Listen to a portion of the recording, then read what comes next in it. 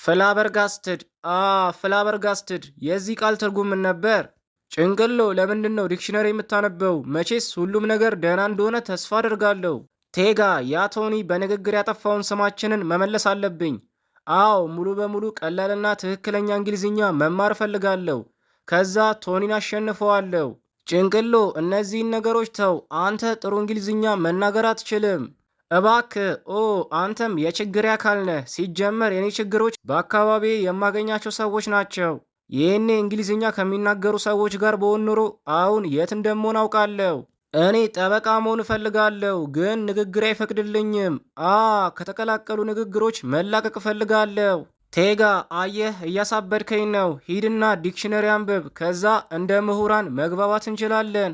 ጭንቅሎ አትበሳጭ፣ እኔ ግልጹን እየነገርኩ ነው። ይህ ላንተ በጣም ከባድ ነው። ጥሩ ነገር በቀላሉ አይመጣም። ሂድ፣ አትጨነቅ። ዲክሽነሪውን ተው፣ ተመልከት። ሌላ አሪፍ ሀሳብ ማግኘት አለብህ። የምመክርህን እሺ በለኝ። ቴጋ እኔ ጥሩ እየሰራው ነው፣ ያው እየሞከርኩ ነው። ይህን ዲክሽነሪ ማንበብ ጀምሬያለሁ እና እንግሊዝኛ በደንብ እየተማርኩ ነው። ጭንቅሎ አንተ ጎበዝ ተማሪ አይደለም። ቶኒንም ተወው፣ ደሞ በኪሴ 500 ብር አለኝ። በቃ አትጨነቅ። ቶኒን ለማሸነፍ የተቀላቀለ ቀላል ንግግር እንጠቀማለን። ያው ርዕሰ መምህሩንም እናትህ ሚስጥሩን ስለምታውቅ ለእሷን ተወዋለን። ቴጋ አሁን የተናገርከው በሙሉ እውነት ነው። እኔ እንግሊዝኛ እንድናገር ማንም ሰው ጫና ውስጥ ሊያስገባኝ አይገባም። የቶኒን ሀሳብ አልቀበለውም። እኛ የራሳችን ንግግር አለን። እንግሊዝኛ መናገር ጥሩ ነው፣ ግን በዋናነት የአካባቢያችንን ንግግር ከቻልን በቂ ነው። ምንድን ያረኩት? እንግሊዝኛ ለመናገር መሞከራችንን ከቀጠልን የለመድነውን ንግግር እናጣለን። አንዳንዶቻችን እንኳን እንግሊዝኛ ሌሎች ቀላሎቹን ንግግሮች ራሱ መናገር አልቻልንም። ደግሞ ከእንግሊዝኛ ሊንጓ ፍራንካ ይሻላል። ጭንቅሎ አሁን እንግሊዝኛ ተናግራል። ሊንጓ ፋንታ ይሻላል ስትል ምን ማለት ነው? ሊንጓ ፋንታ ሳይሆን ሊንጓ ፍራንካ ነው። ያው ይህ ማለት ደግሞ የጋራ መግባቢያ ንግግር ማለት ነው።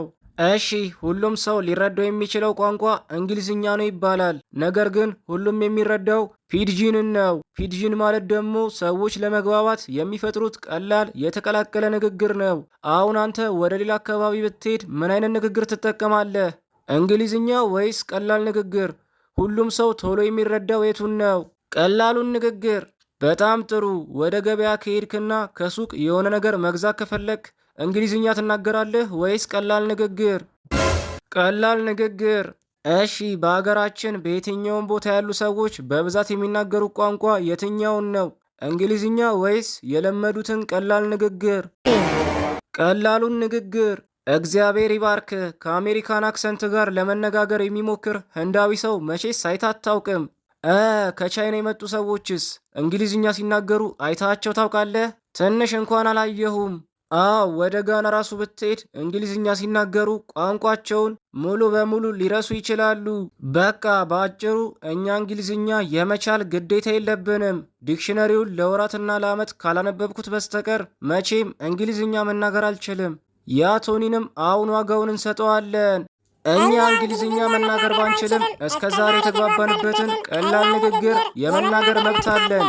ማንም ግዴታ እንግሊዝኛ እንድንናገር ሊያስገድደን አይገባም። በጣም ጥሩ ጭንቅሎ፣ አሪፍ። እሺ እንሂድ። አንተ ቶኒ ተባልክ የተረገምክ ተማሪ። ከዚህ በኋላ ለመምህሩ እኔ እንግሊዝኛ እችላለሁ ሌሎቹ ግን አይችሉም ብለህ እያወራህ እኛን ባስተማሪው እያስጠመድከን ስለሆነ አርፈ ተቀመጥ።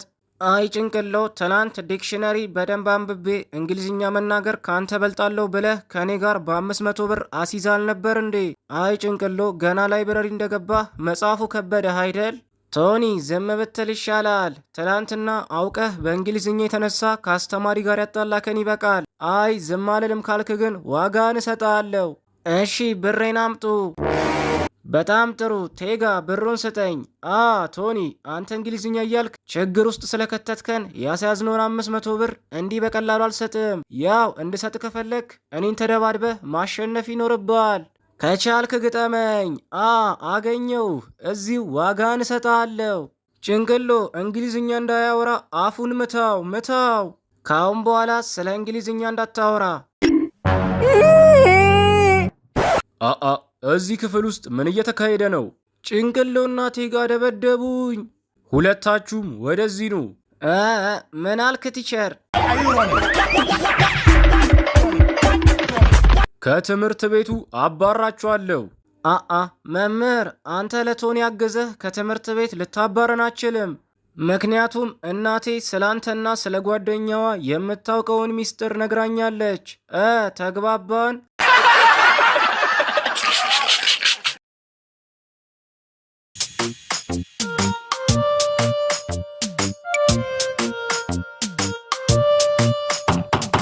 ጭንቅሎ ማን እያንኳኳ እንደሆነ አረጋግጥ።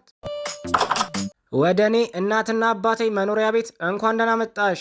እሺ ምን ልርዳሽ? ዋው ጭንቅሎን ተመልከቱት። በጣም ቆንጆ ነህ። ሄይ ቆንጆ ቆንጆ። አቁሚ፣ እንደዚህ አትንኪኝ፣ በዚህ መንገድ አትንኪኝ። እኔ ትልቅ ልጅ ነኝ። ከትንንሽ ህፃናት ጋር የምትጫወቺው በዚህ መንገድ ነው? ቆይ እኔ ማን እንደሆንኩ ግን ታውቂያለሽ? ጭንቅሎ ሻምፒዮኑ ነኝ። ማንን የፈለግሽው? ጭንቅሎ ማን ያንኳኳው? ሄይ ራኬብ መጣሽ? እህቴ እንኳን ደህና መጣሽ። እቅፍ አርጊኝ።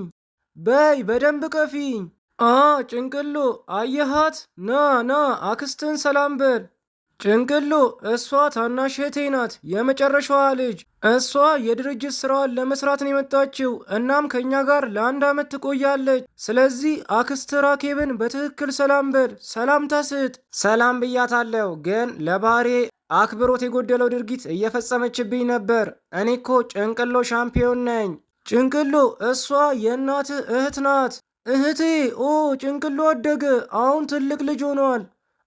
ሰላምታ እየሰጠሁት ነበር፣ እሱ ትልቅ ልጅ እየፈጠረብኝ ነው። አክስቴ አንቺ ሰላምታ አልሰጠሽኝም። እንደምን አደርክ? እንዴት አደርክ? እንዴት ዋልክ?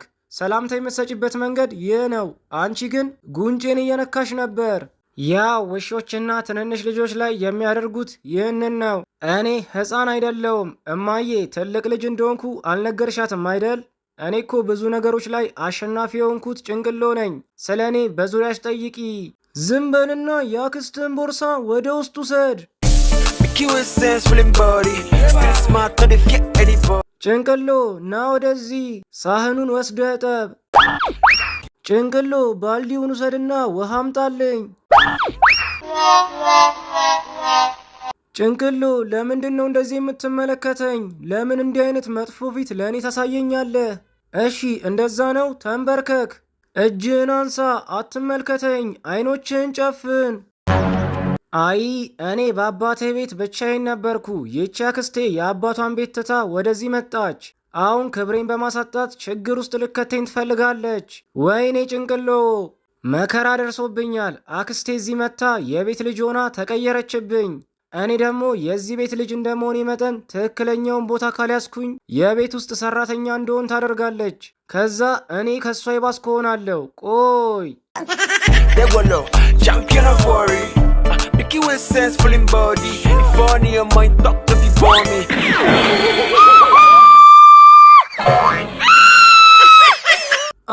አይኖቼ፣ ወይኔ አይኖቼን ተቃጠልኩ።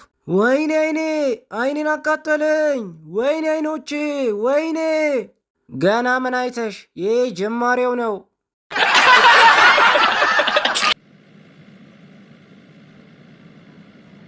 አንተ ከሚስት ጋር ተጣልተሃል የተባለው ነገር እውነት ነው እንዴ? አዎ፣ ይቺንማ ትረባ እኮ ተገላገልኳት። ወይ ጉድ! ለመሆኑ ግን እንዴት ተጣላችሁ? ታውቃለህ፣ ስለ ልጅ እያወራን ወደፊት የምንወልዳቸው ልጆች በጣም ጎበዝና ጸባይኛ እንዲሆኑ ቆንጥጠን ነው ማሳደግ ያለብን ስላት ምን ብትለኝ ጥሩ ነው? ምን አለች? ጥፍሬ ቢነቀልብኝ ሳላለችኝ መሰለህ?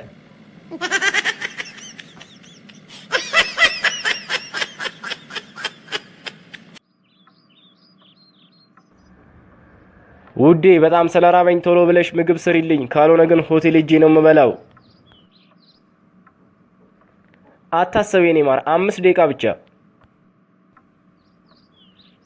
እንዴ ፍቅሬ፣ እንዴት እኮ እንደምወድሽ። ለመሆኑ ግን በ5 ደቂቃ ምግቡ ይደርስልሻል? አይ ውዴ፣ በ5 ደቂቃ ውስጥ ልብሴን ቶሎ ብዬ ለባብሼ ካንተ ጋር ሆቴል ሄጄ ልበላ ነው።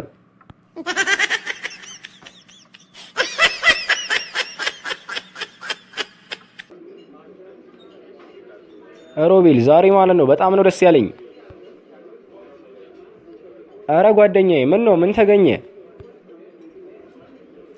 ታውቃለህ፣ ቅድም አባቴ የቁልፍ ስጦታ ሰርፕራይዝ ያደረገኝ መሰለህ? ዋው! የቁልፍ ስጦታ በጣም ደስ ይላል።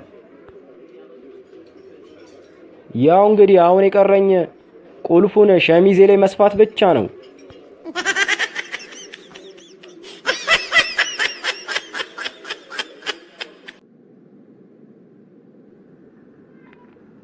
ደላላው፣ ባለፈው መኪና ፈልግልኝ ብዬ ነበር፣ አገኘህልኝ እንዴ?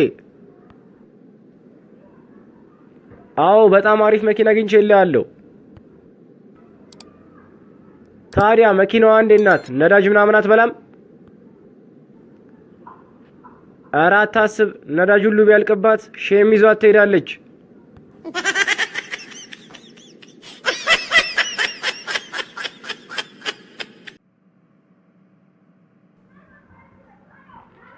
ጓደኛዬ፣ ፈተና እንዴት ነበር? ኧረ ተው፣ የዛሬው ፈተናማ በጣም ነው የሚያስጠላው። አዎ፣ ለነገሩ እባክህ እኔ ራሱ በጣም ከብዶኝ ለአስተማሪው ባዶ ወረቀት ነው የሰጠሁት። አይ መገጣጠም፣ እኔም እኮ እባክህ እንዳንተ ፈተናው በጣም ስለከበደኝ ለአስተማሪው ባዶ ወረቀት ነው የሰጠሁት። ምን? ወይኔ በቃ አለቀልን።